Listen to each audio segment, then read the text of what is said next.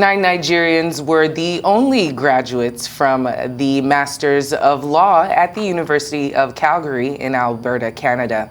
The dean of the institution, Ian Holloway, said this in a tweet which has been widely retweeted on his own handle while celebrating the feat. Well, according to him, this is cool. We have 9 students graduating with their LLMs today, all are Nigerian.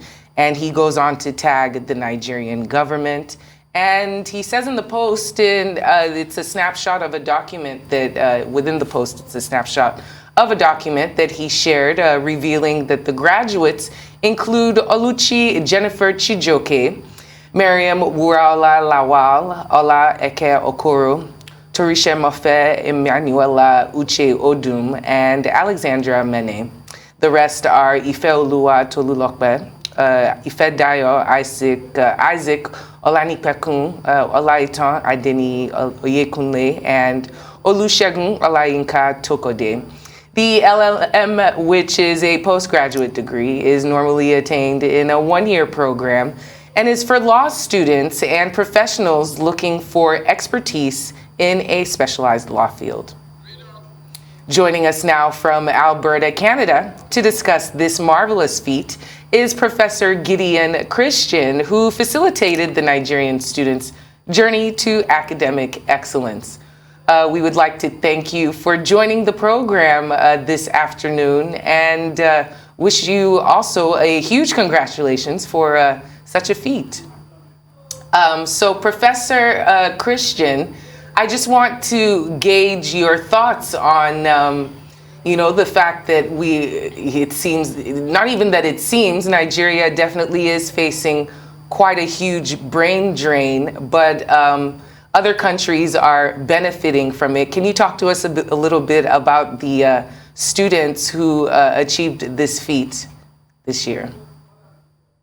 Thank you very much for having me on the program. I think I want to start by also congratulating these very students, 9 of them, for achieving their LLM degree at the University of Calgary.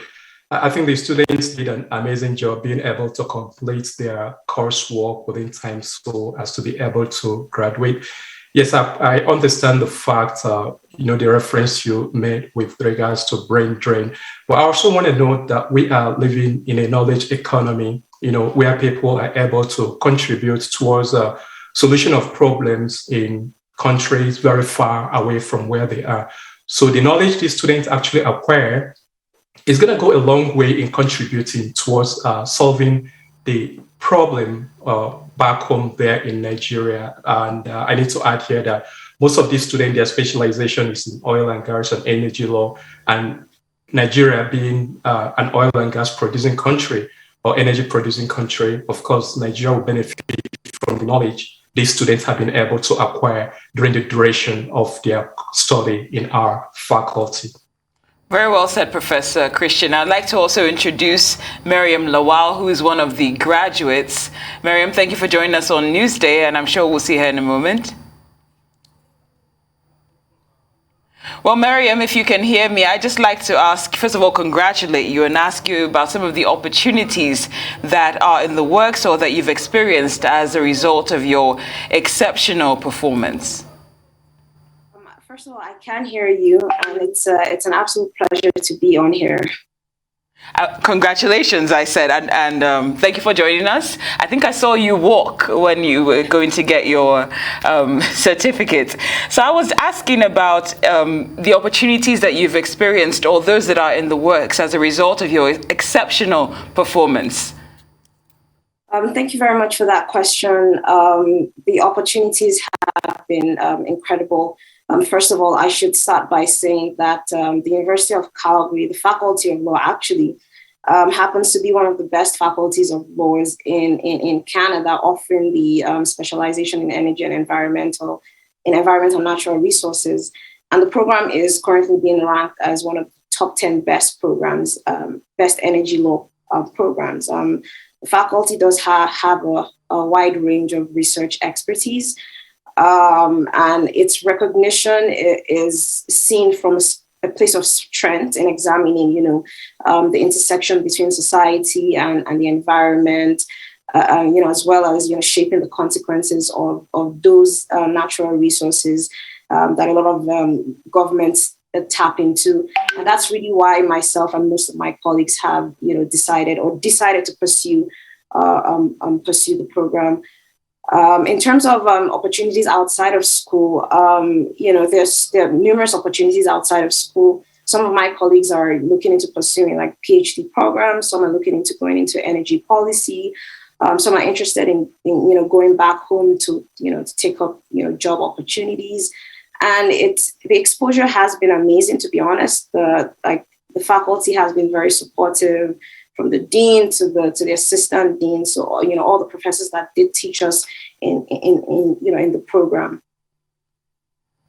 Now, Professor Gideon Christian, you talked about the fact that what some of these students learned, would also be beneficial to the Nigerian system. However, very few of them do actually return home. And even now, a lot of Nigerians are actually looking to relocate abroad.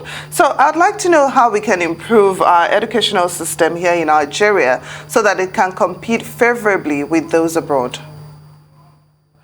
Thank you for the question. Yeah. First of all, before coming to improving the educational system in Nigeria, there's one thing I would always like to emphasize or overemphasize, which is the fact that while it's, of course, I very strongly support these students to go back to Nigeria to help developing the country when they are done, but I also want to emphasize that in a knowledge economy, at this time in human history, you don't need to be physically present in a place in order to make impact or changes in those places. So that's one thing. So for those who choose to go home physically and make that impact there, that would be very commendable. And for the others who choose to stay behind in Canada here, and I continue to, of course, emphasize on the point that they should look for one way or the other to help use their knowledge to develop Nigeria. And that can be done without them being physically present in Nigeria. Then coming to Nigerian educational system, I think this is a problem that has been ongoing for a very long time.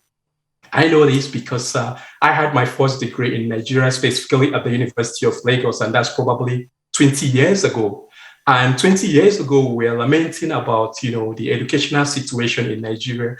And here we are, even before then, we're talking about it. And here we are, many decades later.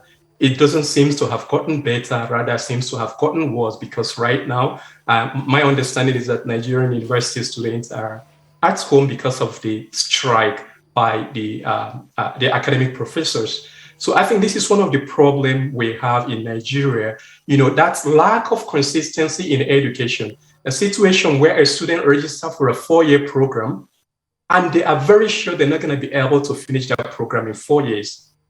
So I think we really need to revisit, the government really needs to pay more attention to the educational sector in Nigeria to see ways, this problem can be dealt with. It's not in anybody's interest that these students, rather than being in school, are at home because their lecturers are confined. Academic strike by lecturers is very important. And of course, there are many other areas to focus on, of course, which include increasing budgetary allocation to the educational sector in Nigeria. I must emphasize it's very dismal compared to allocation to other ministries or departments. And it is nothing compared to budgetary allocation to the educational sector in other countries or developed countries like in Canada here. So I think, this is just few. There are many other areas the Nigerian government can also look into. Right. Professor Gideon, thank you for that. Maryam, I actually wanted to ask you how long you had been in Canada, how long if you'd been living there previously, or if you had applied to attend the school from Nigeria. And the reason why I'm asking is I'm sure a lot of the viewers on the program who are interested in attending higher educational facilities outside of the country, if they could benefit from any of the advice that you have as to how you went about going, applying and getting into school, whether you did that from within Canada or outside. And also, I guess, wondering if you will be coming back to visit in Nigeria, or what your plans are now that you have achieved such an award. Well, thank you very much for that question. I have been in Canada for about 3 years now, and I did come to Canada for the sole purpose of actually pursuing my graduate study in Calgary. In terms of my advice to people out there, honestly, just, we'll have to cut you short there. Thank you so much, Professor Christian, Gideon, and Maryam, for joining us on Newsday.